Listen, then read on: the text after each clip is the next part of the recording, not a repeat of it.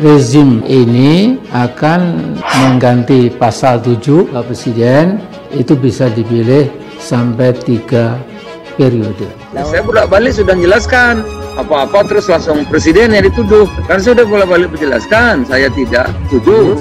Maka saya ajukan 2 opsi pilihan buat Pak Jokowi.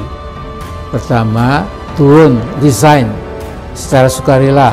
Karena ternyata Pak Jokowi tidak punya kompetensi menjadi Presiden Indonesia. Pak Amin itu hanya selalu menyerang Jokowi aja. Misalnya dia menunjuk gambarnya Jokowi, ini orang sebentar lagi akan dilengserkan oleh Allah.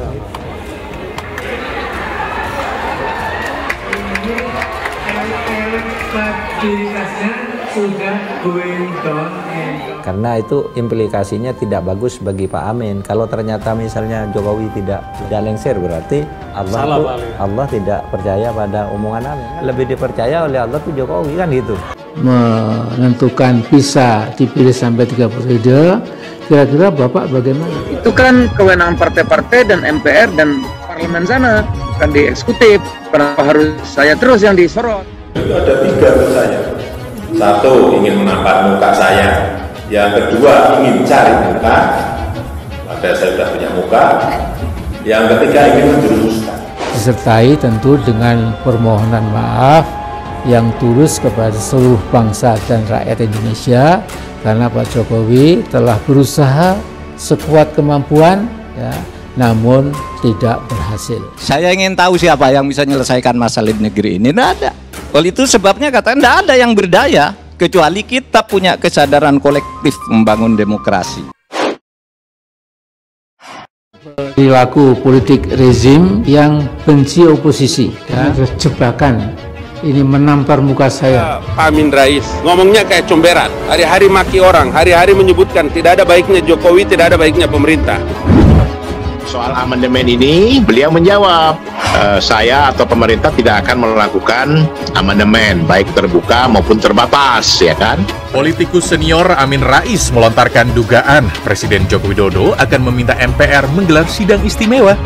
Ia mengatakan sidang istimewa itu nantinya akan mengusulkan pasal mengenai masa jabatan Presiden 3 periode. Ingat, amandemen itu bukan hitung-hitungan seperti memilih pilpres atau memilih pilkada, bukan. Ini kesepakatan. Saya tidak bisa terima, ini sangat tidak manusia. Sangat tidak manusia. Gus Dur, dalam upaya mencopot Anda, siapa orang yang paling bertanggung jawab atas pencopotan tersebut menurut Anda? Amin Rais. Mengapa? Tanya sana dong bertanya. Ngapain dendam Mama Amin? Artinya Gus Dur sudah melupakan itu, sudah memaafkan. Maafkan, lupa sih enggak.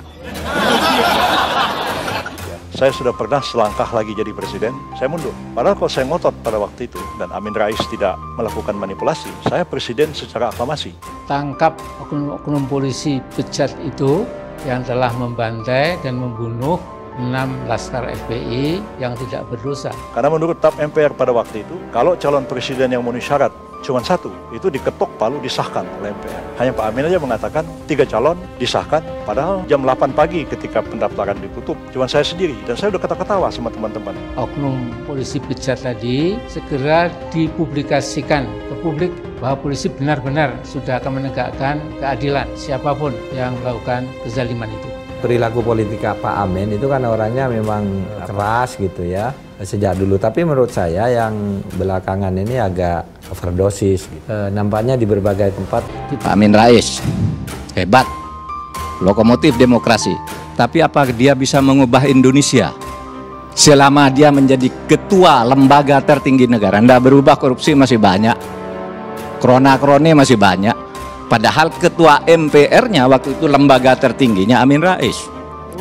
Ya, kemanusiaan kita bisa dikatakan cenderung menjadi kemanusiaan agak zalim dan tidak lagi beradab. Tapi lebih parah anaknya Amin Rais yang perempuan, dia bilang ini adalah Cut Nyak.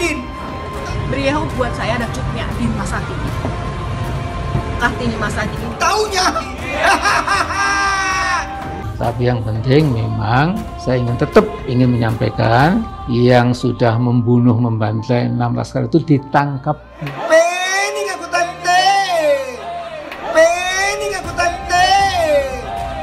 Mas Amin tuh mau ngeliciin saya. Dia nggak ngerti, wong saya ini mbahnya licik. Tapi waktu Pak Amin bilang ada 3 itu, sempat diprotes oleh 2 orang, si Tamrin sama Yusuf Amir Faisal. Ini Pak Amin bagaimana? Wah, Pak Amin langsung ketok palu, sah. 3 hari kemudian saya datang ke MPR. Saya cek di Sekretariat Jenderal, tidak ada syarat-syarat. Jadi saya tidak pernah sedikit pun merasa takut atau khawatir. Ingat ya Amin Rais, Anda sebagai orang yang mengaku taat agama, sampai Anda mati pun janji itu wajib Anda penuhi. Khawatir ini adalah keinginan saya sebagai warga negara demi republik yang kita cintai ini jangan ke depan makin kocar-kacir gitu. Kalau tidak mampu memenuhi janji yang pernah Anda ucapkan dulu, ya Anda minta maaf dong sama Jokowi atau Anda minta maaf sama rakyat Indonesia. Jangan-jangan pemerintahan Pak Jokowi ini itu menjadi neo Orde Baru. Kalau mau kita bertanya apakah bermasalah atau apakah salah kalau misalnya kekuatan Pak Harto kembali berkuasa? Oh jelas itu sebuah kesalahan, itu sebuah kecelakaan besar. Karena kita mengenang Soeharto tidak lebih dari cerita-cerita kelam soal korupsi, soal pelanggaran hak asasi manusia, soal pembatasan hak-hak sipil masyarakat. Gerindra melihat? Saya minta dipikir betul ya Pak Jokowi, jangan diangkat Kapolri yang akan meresahkan umat Islam. Meningkatkan hubungan sinergi umarok dan ulama di dalam melaksanakan program-program pemeliharaan harga Kamtimas, karena memang ke depan Polri tidak mungkin bekerja tanpa dukungan dan partisipasi masyarakat. Oleh karena jadi saya merasa saya dikerjain sama Amin Rais, dan saya berkali-kali ngomong seperti ini terbuka di TV, dan sampai hari ini Amin Rais tidak pernah membantah. Kalau dia bantah, saya akan ladeni. Pak Amin tuh bilang, saya mau cari Gus Dur dan dia mau kembali ke rumah Habibie sebelumnya. Sampai nanti terjadi kecurangan yang sifatnya itu terukur, sistematik dan masif, ada bukti itu, kita nggak bakalan ke MK, nggak ada gunanya. Tapi kita langsung people power. Jadi nggak ada sejarahnya dalam people power, orang menumbangkan sebuah rezim dan kemudian yang tokoh baru ditokohkan menjadi pemimpin. Saya kira sekarang kita menghadapi pilpres dalam demokrasi. Kalau sampai terjadi kecurangan yang TSM tadi, tidak pernah akan mengakui, apalagi dipaksa-paksa untuk membawa kasusnya ke Mahkamah Konstitusi. Karena itu sekarang sudah terjadi ramalan saya itu, saya mengatakan people power. Mas Amin Rais yang ingin survive, ingat people power di Filipina atau di Indonesia 98 itu menghadapi rezim otoriter. Maka analisis yang sudah dilakukan oleh pemimpin kita juga, Bapak Profesor Dr. Amin Rais, kekuatan people power itu mesti dilakukan. Inilah kekuatan people power, insya Allah. Fair dan terbuka, dan saya pikir ya kita ikuti aja pemilu ini. Jadi bukan dengan people power. People power itu ya dengan voting, dengan pemungutan suara. Itulah people power itu. Kalau sampai terbukti nanti ada kecurangan yang terukur, sistematik, ya ada grand design dan masif tuh akan ada people power itu. Kalau Anda mengatakan people power dengan cara itu ada sebuah bentuk subversi dan makar terhadap demokrasi, Anda akan membuat kita dalam perpecahan. Makanya Pak Amin Rais, kalau udah tua ya menengae ngomah, jangan banyak bacot. Begitu saya laporkan Egy Sujana dan Anda ke polisi, Anda buru-buru cuci tangan, Anda buru-buru ganti, tidak people power. Itu sudah kelihatan bahwa Anda adalah manusia yang tidak konsisten. Manusia seperti ini tidak pantas dipercaya perkataannya dan perbuatannya. Anda salah satu manusia yang selalu membuat gaduh dengan statement-statement Anda yang nggak jelas. Lihat nih, saya masuk ke DPR, saya jadi presiden nih. Karena saya calon tunggal. Toh saya rela mengalah, memberi kesempatan kepada Gus Dur untuk menjadi presiden pada waktu itu. Jadi saya tidak bercuri kalau saya mengatakan saya tidak terlalu cinta dengan jabatan. Tidak persoalan sakit hati, tidak sakit hati. Tapi itulah satu fakta. Dan saya sudah mengatakan nih, Pak Amin tidak fair. Dan sampai hari ini Pak Amin Rais tidak pernah membantahnya. Kalau yang saya katakan tidak benar, saya yakin Pak Amin sudah lama membantahnya. Tapi kalau beliau membantahnya, beliau akan saya ajak ke gedung MPR. Ayo kita buka arsip sidang MPR tahun 1999. Ketua Majelis Syuro Partai Umat, Amin Rais, membongkar bahwa rencana amandemen Undang-Undang 1945 yang berisikan rencana Presiden 3 periode sudah dibicarakan sejak 2019 lalu. Bahkan Amin juga mengungkapkan pihak-pihak yang membicarakan dan mengangkat wacana tersebut. Sesungguhnya rencana amandemen Undang-Undang Dasar 1945 tentang masa jabatan presiden sudah dibicarakan sejak tahun 2019 oleh tokoh-tokoh yang pro Jokowi itu. Katanya, sesungguhnya amandemen ini sudah dibicarakan sejak tahun 2019 oleh tokoh-tokoh yang pro Jokowi itu. Dalam sambutan tausiah politik acara tumpengan virtual pengesahan Badan Hukum Partai Umat Minggu 5 September 2021, seperti dilansir dari Ermol, Amin Rais mengatakan isu tersebut sengaja diturunkan untuk melihat penilaian dari publik. Pasalnya, ia mengatakan pihak yang melemparkan isu itu juga bukan pihak yang disebutnya sebagai pendukung formal. Tiba-tiba isu itu turun seperti sudah agak senyap. Kemudian setelah itu diangkat lagi oleh teman-teman PDIP, terutama bukan PDIP resmi, pendukung bukan formal. Ada oknum-oknum mendapatkan tugas testing on the water, kata dia. Isu ini tiba-tiba menjadi turun dan seperti sudah agak senyap. Dan setelah itu diangkat lagi teman-teman PDIP, tapi juga terutama bukan PDIP resmi, tapi pendukung-pendukung yang tidak formal itu, sehingga risikonya ada oknum-oknum yang memang saya kira mendapatkan tugas untuk testing the water. Pernyataan Amin Rais itu langsung disambut mantan koleganya di PAN, Zulkifli Hasan. Wakil Ketua Umum MPR fraksi Partai Amanat Nasional, Zulkifli Hasan, mengungkapkan isi pembahasan MPR bersama Presiden Joko Widodo yang digelar beberapa hari sebelum sidang tahunan MPR pada 16 Agustus lalu. Ia menyampaikan Jokowi lelah terus-terusan disorot mengenai amandemen Undang-Undang Dasar 45, terutama terkait isu penambahan masa jabatan presiden. Saya bolak-balik menjelaskan, tidak setuju, dan itu kewenangan partai-partai dan MPR dan parlemen sana, bukan di eksekutif. Kenapa harus saya terus yang disorot? Ujar Zulkifli menirukan pernyataan Jokowi dalam sebuah diskusi di siaran televisi Muhammadiyah. Saya bolak-balik sudah menjelaskan, apa-apa terus langsung presiden yang dituduh. Kan sudah bolak-balik menjelaskan, saya tidak setuju. Dan itu kan kewenangan partai-partai dan MPR dan parlemen sana, bukan di eksekutif. Kenapa harus saya terus yang disorot? Bahkan Zulkifli mengatakan Jokowi menyampaikan bahwa isu masa jabatan presiden menjadi 3 periode tak pernah diungkapkan oleh pihak eksekutif. Respons Pak Presiden waktu itu, saya bolak-balik sudah menjelaskan, kalau apa-apa langsung ke presiden yang dituduh, ujar Zulhas, sapaan Zulkifli Hasan. Menurut Zulhas, amandemen Undang-Undang Dasar tak akan terjadi, bahkan dalam jangka waktu 5-10 tahun. Amandemen ini kan sudah 2 tahun, tinggal 3 tahun lagi MPR itu.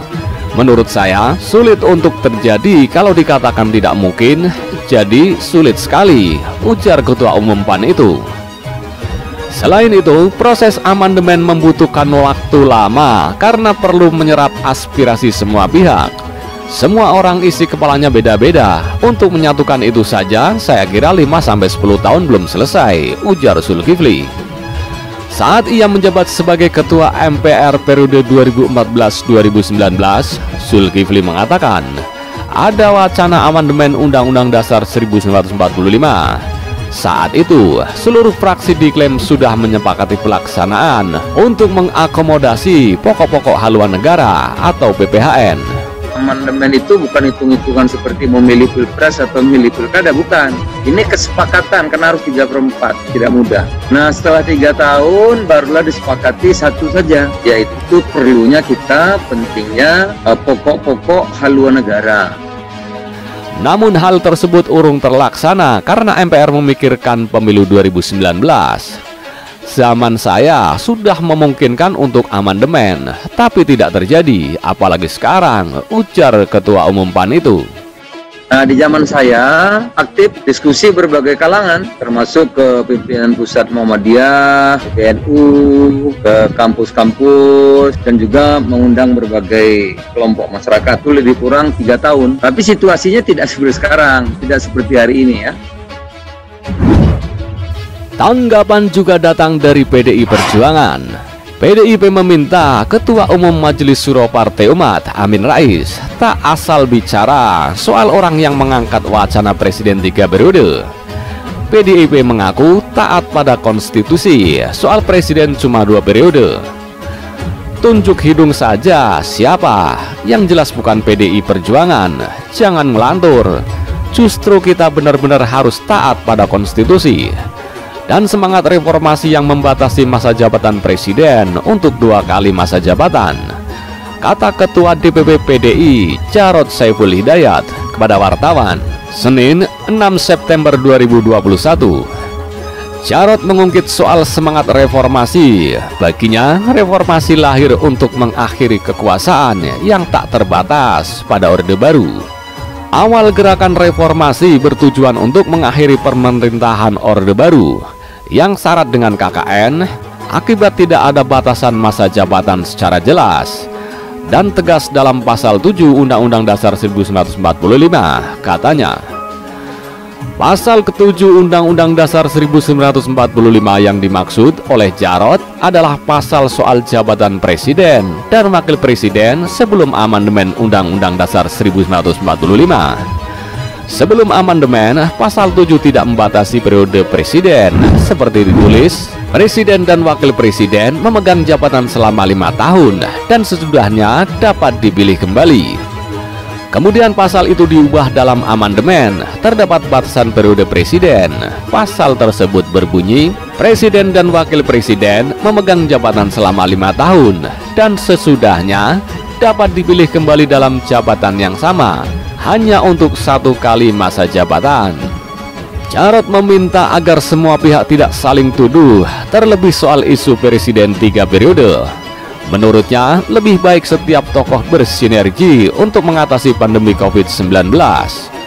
Sebaiknya energi, semangat, dan jiwa kita semua harusnya lebih bersatu padu untuk mengatasi pandemi yang masih belum berakhir daripada melempar isu yang tidak produktif dan spekulatif, katanya. Wakil Ketua DPD Sultan B. Najmuddin mengatakan, Indonesia hingga saat ini masih mencari sistem dan pendekatan demokrasi yang relevan. Kami ingin mengatakan bahwa penambahan PPHN ataupun klausul lainnya secara parsial tentu akan mengakibatkan keracunan konstitusi. Kita tak mungkin menegaskan presiden untuk melaksanakan tugasnya sesuai PPHN, ujar Sultan lewat keterangan tertulisnya. Menurut dia, Indonesia memang harus memiliki pedoman pembangunan bangsa. Namun, hal itu tidak lantas menyebabkan keseimbangan politik demokrasi perwakilan yang seimbang dengan eksekutif.